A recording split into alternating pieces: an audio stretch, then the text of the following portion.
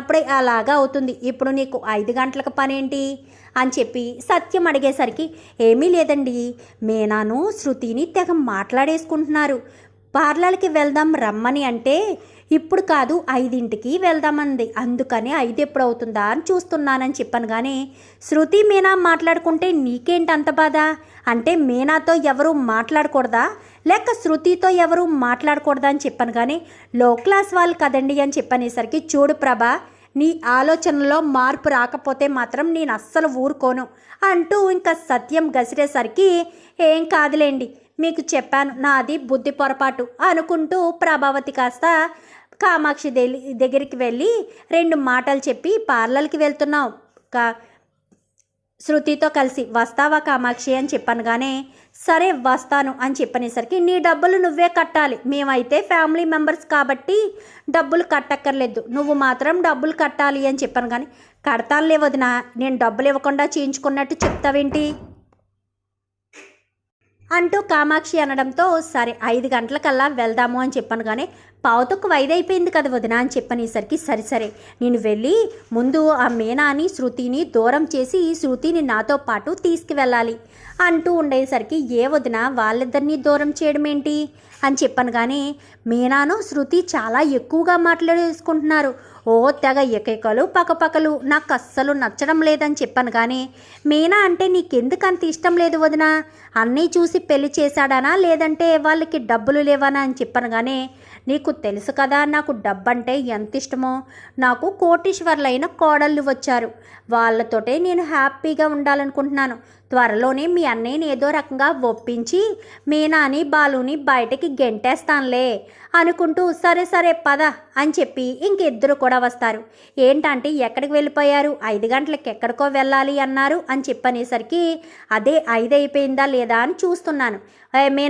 మీనా అని చెప్పనేసరికి, చెప్పండి అత్తయ్య అనగానే, మా అందరికీ కాఫీ పెట్టు, మేము కాఫీ తాగి బ్యూటీ పార్లర్కి వెళ్తాము అని చెప్పి ప్రభావతి అనేసరికి, సరే అత్తయ్య అనుకుంటూ మీనా కాస్త ఇంకందరికీ కాఫీ పెట్టి అందరూ బయటికి వెళ్ళిపోయిన తర్వాత, నువ్వు కూడా వెళ్ళకపోయావమ్మా అని చెప్పాను. కానీ ఎందుకులే మామయ్య, ఇంట్లో తిట్లు తిన్నది సరిపోదా, మళ్ళీ అక్కడికి వెళ్ళి కూడా తిట్లు తినాలా? నేను వస్తానంటే అత్తయ్య తీసుకువెళ్ళాలి కదా, అయినా నాకెందుకులే, పొయ్యి దగ్గర ఉండేదాన్ని అనుకుంటూ ఇంకా మీనా అనేసరికి సరేనని వీళ్ళంతా బయలుదేరతారు. సరే, కానీ రోహిణికి అక్కడ ఏ విషయం చెప్పరు. వస్తున్నామని కానీ, ఇంతమంది వస్తున్నాం శృతిని తీసుకొస్తున్నామని ప్రభావతి కానీ ఎవరూ ఫోన్ చేసి చెప్పరు. అది కాస్త తెలియని రోహిణి వర్క్ చేసుకుంటూ ఉండగా వాళ్ళ మేడం వస్తుంది. వాళ్ళ మేడం వచ్చి, అమ్మ రోహిణి అని చెప్పనేసరికి, చెప్పండి మేడం అని చెప్పాను. కానీ లాస్ట్ టైం అకౌంట్స్ చూస్తూ ఉండగానే నాకు అర్జెంటుగా కాల్ వచ్చి నేను వెళ్ళిపోయాను కదా, అందుకని ఆ అకౌంట్స్ ఈ వీక్ అకౌంట్స్ 2 చూద్దాము అని చెప్పి మేడం అయితే కూర్చుంటారు. కూర్చునేసరికి ఇంకా రోహిణి అయితే అకౌంట్స్ చూపిస్తూ ఉండగానే ఇంక ఈలోపు ఆవిడికి మళ్ళీ ఫోన్ వస్తుంది.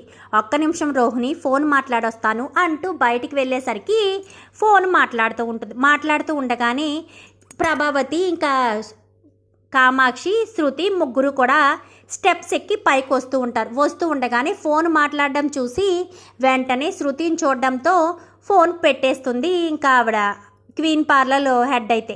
ఎందుకంటే ఆ క్వీన్ పార్లర్ హెడ్ శృతి వాళ్ళమ్మ మంచి ఫ్రెండ్స్. ఇంతకుముందు శృతి పార్లర్కి వెళ్ళినప్పుడు క్వీన్ పార్లర్ హెడ్ ఆఫీస్కి వెళ్ళేది, అంటే అక్కడికే వెళ్ళి తను ఏదైనా చేయించుకునేది. కానీ ప్రభావతి సొంత పార్లర్ అంది కదా అని ఇక్కడికి తీసుకొచ్చినప్పుడు తనతో పాటు ప్రభావతి కూడా వచ్చింది. చూడడంతో, ఏమ్మా శృతి పార్లర్కి రావట్లేదేంటి అని చెప్పనేసరికి, ఏమీ లేదా ఆంటీ, అంటే పెళ్ళయింది కదా ఇంకా అంత దూరం రావట్లేదు, అప్పుడైతే వచ్చేదాన్ని ఇంక రావట్లేదు, అయినా ఈ పార్లర్కి వచ్చాను అని చెప్పాను. కానీ ఇది మనదేలేమ్మా అని చెప్పనేసరికి, ఇది మీద ఆంటీ అని చెప్పనేసరికి, అవునమ్మా ఈ మధ్య ఒక 4 నెలలు అయిందేమో కొని, అంతే. ఆ అమ్మాయి రోహిణి అని అమ్మాయి ఎవరో అమ్మేస్తుంటే తీసుకున్నాను 12 లక్షలకి. తను పెట్టుబడి ఎంత పెట్టిందో తెలియదు, 12 లక్షలకి అవసరమో అని చెప్పనేసరికి అప్పటికప్పుడు తీసుకోవాల్సి వచ్చింది అని చెప్పనగానే, అవునా ఆంటీ నిజమా అని చెప్పనేసరికి, నిజమేనమ్మా మందే, పేరు చూడలేదా క్వీన్స్ బ్యూటీ పార్లర్ అని ఉంది అని చెప్పనేసరికి, సరే ఉండు తనని పిలుస్తాను, నీకు పరిచయం చేస్తాను, నీకు అంత దూరం రాకపోతే ఇక్కడే చేయించుకో, రోహిణి అని చెప్పనేసరికి, చెప్పండి మేడం అనుకుంటూ బయటకు వస్తుంది రోహిణి. కాస్త ఒక్కసారిగా ప్రభావతి శృతి కామాక్షిని చూసి అలా స్టన్ అయిపోతుంది.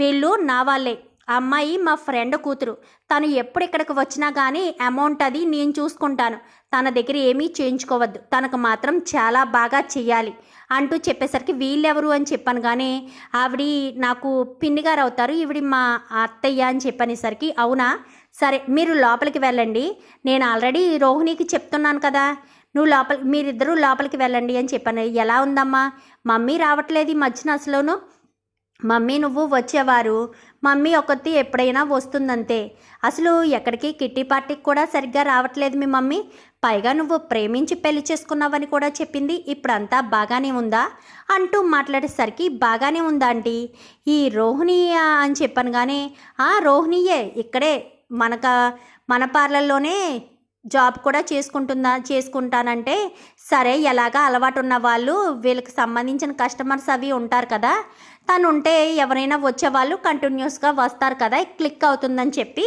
నేను ఇంకా తన్ని ఇక్కడ ఉంచేశాను అని చెప్పనేసరికి అదంతా కూడా ప్రభావతి కామాక్షి వింటారు. విన్న తర్వాత ఇంకా అక్కడ ఏదైనా మాట్లాడితే గొడవ జరుగుతుంది కదా, పైగా అక్కడ రోహిణి వర్క్ చేస్తుంది, పరువు పోతుందని చెప్పి సరే ఆంటీ మేము వేరే అర్జెంట్ వర్క్ ఉంది మళ్ళీ వస్తానని చెప్పాను. కానీ అదేంటమ్మా పార్లర్ వరకు వచ్చి ఏం ఫేషియల్ అవి ఏమీ చేయించుకోకుండా వెళ్తున్నావు అని చెప్పాను. కానీ మళ్ళీ వస్తానులే ఆంటీ, రండి ఆంటీ వెళ్దాము అని చెప్పి కామాక్షిని ప్రభావతిని కూడా తీసుకుని ఇంటికి వచ్చేస్తుంది. కానీ శృతి ఏం మాట్లాడదు. అదేంటి ఇప్పుడే కదా వెళ్ళారు, అప్పుడే అయిపోయిందా, ఇలా వెళ్ళి అలా వచ్చేసారు అంటూ సత్యం అడిగేసరికి ఎవరు ఏం మాట్లాడరు.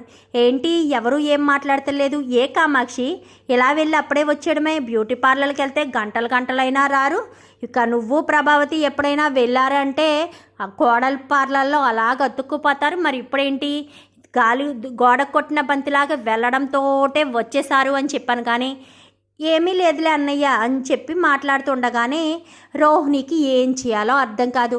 నేను పార్లర్ అమ్మేసిన విషయం తెలిసిపోయింది విద్య, ఇప్పుడు ఇంటికి వెళ్తే ఎలాంటి గొడవ జరుగుతుందో చాలా టెన్షన్గా ఉంది, ఇంట్లో వాళ్ళందరికీ తెలిసిపోయింది, శృతి అలాంటి అత్తయ్యకి అందరికీ తెలిసిపోయింది, ఏం చేయాలో అర్థం కావట్లేదు అని చెప్పనేసరికి సరే ఏదైతే అదే అయ్యింది, తెలిసిపోయింది కదా, ఎన్నాళ్ళు దాస్తావు, ఈరోజు కాకపోతే రేపైనా తెలుస్తుంది, సరే ఇంటికి వెళ్ళు అంటూ ఇంకా ధైర్యం చెప్పి విద్య కాస్త ఇంటికి పంపించడంతో రోహిణి టెన్షన్గానే ఇంటికి వస్తుంది. అప్పుడే మనోజ్ కూడా ఇంటికి వస్తాడు. రావడంతో రోహిణి అంటూ ప్రభావతి గట్టిగా పిలుస్తుంది.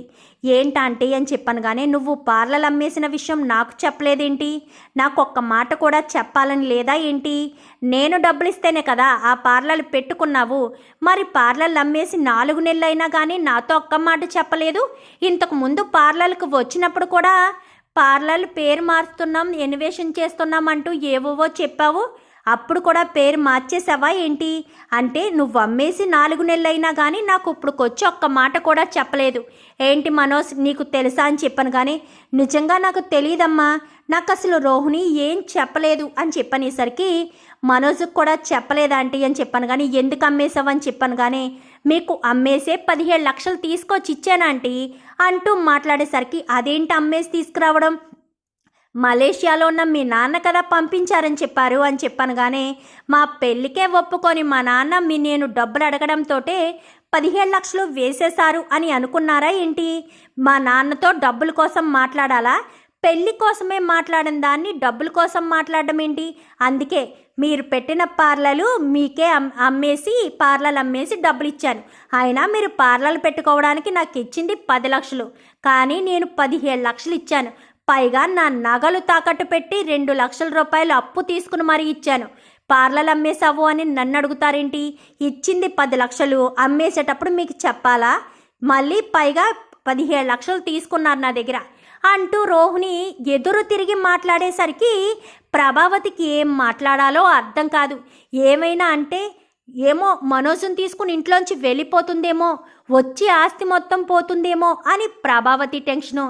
ఏంటంటే ఏం మాట్లాడకుండా సైలెంట్గా ఉంటారేంటి, అయినా అమ్మేసే ముందు ఒక మాట చెప్పాలి కదా, అయినా 10 లక్షలు 17 లక్షలు ఏంటంటీ అని చెప్పనేసరికి అదంతా వేరే ఉందిలే అంటూ నువ్వు వెళ్ళమ్మా శృతి, నువ్వు కూడా వెళ్ళమ్మా రోహిణి అంటూ ఇద్దరిని పంపిస్తుంది. ఏంటి ప్రభా కక్కలేక మింగలేక తేలికుట్టిన దొంగలా సైలెంట్ అయిపోయావా ఏంటి? నీ కోడలు అడుగుతుంది కదా 10 లక్షలు ఇచ్చి 17 లక్షలు తీసుకున్నారు అని. తెగ గొప్పగా చెప్పావు. మలేషియా నుంచి డబ్బులు వచ్చేసాయని. నువ్విచ్చిన డబ్బులే పార్లర్ అమ్మి నగలు తాకట్టు పెట్టి చేయించింది. నువ్వు పెట్టిన నగలే తాకట్టు పెట్టి మరీ నీకు 17 లక్షలు ఇచ్చింది. ఎక్కడి నుంచో తీసుకొచ్చి ఇచ్చేసినట్టు పెద్ద గొప్పగా చెప్పావు అంటూ సత్యం అనేసరికి ప్రభావతికి ఏం చేయాలో అర్థం కాదు. ఇంకా రోహిణి అయితే అమ్మయ్య మొత్తానికైతే విషయం బయట పడిపోయింది అని అనుకుంటూ ఉంటుంది. మరి ప్రభావతి ఇప్పుడు నెక్స్ట్ ఏం చేస్తుంది? మలేషియాలో ఉన్న వాళ్ళ అయ్యంకుడితో మాట్లాడాలి అని రోహిణిని టెన్షన్ పెడుతుందా? మరి రోహిణికి అసలు తండ్రే లేడని, మలేషియాలో ఎవరూ లేరన్న విషయం ఎప్పుడు బయటపడుతుంది? ఇదంతా కూడా రాబోయే ఎపిసోడ్స్లో చూసి తెలుసుకునేద్దాం. మా వీడియో కనుక మీకు నచ్చినట్లయితే వెంటనే లైక్ చేసి మా ఛానల్ని సబ్స్క్రైబ్ చేసుకుని పక్కనే ఉన్న బెల్ సింబల్లో ఆల్ పై క్లిక్ చేయండి. ఎలా చేయడం వల్ల అందరికంటే ముందుగా చూడవచ్చు.